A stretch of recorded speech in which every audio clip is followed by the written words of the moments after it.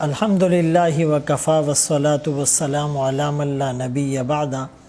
رمضان المبارک کی پرنور ساعت میں قرآن کریم کے خلاصے کے ساتھ حاضر خدمت ہوں۔ آج 17ویں پارے کا خلاصہ بتایا جائے گا جو سورہ انبیاء اور سورہ حج پر مشتمل ہے۔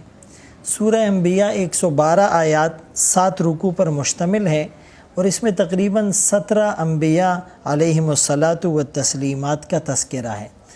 اسی سورہ انبیاء میں قرآن کریم کی وہ آیت ہے کہ احنف ابن قیس رضی اللہ تعالیٰ عنہ فرماتے ہیں کہ جب میں نے اس کو پڑھا لقد انزلنا الیکم کتابا فیہ ذکرکم، کہ ہم تمہاری طرف ایک ایسی کتاب نازل کر رہے ہیں جس میں تم سب کا تذکرہ ہے، تو فرمایا میں نے قرآن کریم میں اپنا تذکرہ تلاش کرنا شروع کیا اور اوراق قرآنی کو پلٹتا رہا۔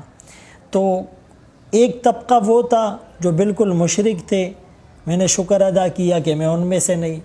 دوسرا طبقہ وہ تھا جو بالکل اللہ کے قرب اور معیت کے راستے پر تھے، جن سے بالکل خطا سرزد ہی نہیں ہوئی، میں نے اپنے آپ کو اس میں بھی نہ پایا۔ پھر قرآن کریم کی ایک آیت پر میری نگاہیں رک گئی، جم گئی، اور میں نے اپنے آپ کو اس کا مصداق پایا۔ وآخرون اعترفوا بذنوبہم خلطوا عملا صالحا وآخر سیئا، وہ لوگ کہ جن کے گناہ اور نیکیاں خلط ملط ہو گئی اور وہ ایمان اور خوف کی درمیانی کیفیت میں ہیں۔ اللہ کریم نے اپنی قدرت اور وحدانیت پر دلائل دیے کہ یہ زمین اور آسمان ملے ہوئے تھے، ففتقناہما، ہم نے انہیں الگ کیا۔ وجعلنا من الماء كل شيء حي، ہم نے ہر چیز کو پانی سے زندہ کیا۔ وجعلنا في الارض رواسي ان تميد بهم، ہم نے اس زمین میں پہاڑوں کو رکھ دیا۔ وجعلنا فيها فجاجا سبلا، ہم نے اس میں کشادہ راستے بنائے۔ سقفا محفوظا، ہم نے مضبوط اور محفوظ چھت بنائی، اور رات اور دن کا ایک نظام ہم نے قائم کیا۔ 6 قصے ہیں۔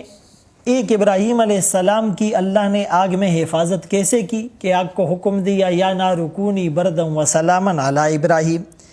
لوط علیہ السلام کی قوم پر عذاب آیا۔ نوح علیہ السلام 950 سال تک اپنی قوم کو وحدانیت کی طرف بلاتے رہے، لیلا و نہارا، رات دن، اور اعلنت لہم و اسررت لہم اسرارا، کبھی چھپ کر اور کبھی کھلے عام۔ داؤد اور سلیمان علیہ السلام جو نبی بھی ہیں، بادشاہ بھی ہیں۔ ایوب علیہ السلام کا صبر ضرب المثل بن گیا۔ یونس علیہ السلام کو مچھلی کے پیٹ میں اللہ نے زندہ اور محفوظ رکھا، اور مچھلی کے پیٹ میں اور اندھیروں میں انہوں نے اللہ کو پکارا، لا الہ الا انت سبحانک انی کنت من الظالمین۔ سورہ حج 78 آیات 10 رکوع پر مشتمل ہے۔ اس میں جہاد، ہجرت، قربانی، ان تینوں کو فوکس کیا گیا۔ تخلیق انسانی کے ادوار بتلائے گئے، من نطفہ، من علقہ، من مضغہ، مخلقہ، غیر مخلقہ، کہ یہ نطفے سے پیدا ہوا، خون کا لوتڑا، گوشت کا لوتڑا، پھر اس پر ہڈیوں کی چادر، پھر اللہ اس میں روح پھونکتے ہیں، پھر یہ بچہ لڑکپن میں جاتا ہے، پھر جوان ہوتا ہے، پھر بڑھاپا آتا ہے، بڑھاپے کے بعد پھر یہ واپس زوال کی طرف، تنزل کی طرف آتا ہے، اور قبر کے اندھیرے میں اور قبر کے پیٹ میں چلا جاتا ہے۔ تو یہ انسان ایک حال پر نہیں رہتا، اس کی طاقت ڈھل جاتی ہے، اس کی عمر ڈھل جاتی ہے، اس کا حسن ڈھل جاتا ہے، اس کا عہدہ چھن جاتا ہے، اس کی قوت گویائی میں فرق آتا ہے، اس کا حافظہ کمزور ہو جاتا ہے۔ اور اسی صورت میں قتال کی اجازت بھی دی گئی، اذن للذین یقاتلون بانہم ظلموا۔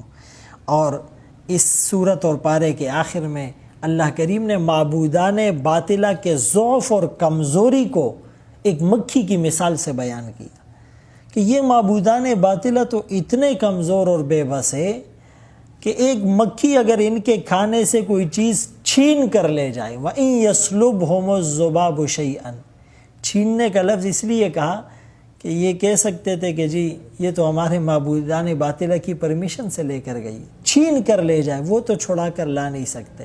ضعف الطالب والمطلوب، مانگنے والا بھی کمزور، جس سے مانگا گیا وہ بھی کمزور۔ اللہ ہمیں ان باتوں پر عمل کی توفیق نصیب۔